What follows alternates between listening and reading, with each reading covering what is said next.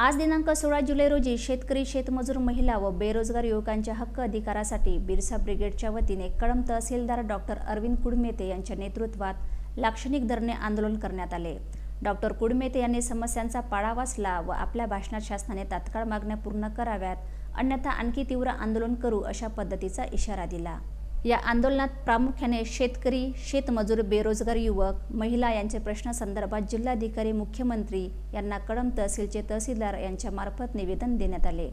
यावेळी मागील वर्षापासून शेतकऱ्यांना पीक विमा मिळाला नाही, तो तात्काळ देण्यात यावा, शेतकऱ्यांची कर्जमाफी पूर्णता करावी, शासनाने शेतकऱ्यांना नुकसान भरपाई देण्यात यावी, बेंबळा प्रकल्प कालव्याची पुनर्रचना करून व बेंबळा प्रकल्प पूर्ण करून त्या बेंबळा प्रकल्पाचे पाणी शेतकऱ्यांना वर्षभर उपलब्ध करून देण्यात यावे, राडेगाव, बाबुळगाव व कळंब येथे विद्यार्थ्यांसाठी ग्रंथालय, वाचनालय, क्रीडांगण, व्यायामशाळा निर्माण करून द्याव्यात, यवतमाळ जिल्ह्यातील आदिवासी गावांना पेसामध्ये समाविष्ट करावेत, कळंब ते वडकी रोडवरील टोल नाके तात्काळ बंद करण्यात यावे, अशा विविध प्रकारच्या मागणीचे निवेदन देण्यात आले।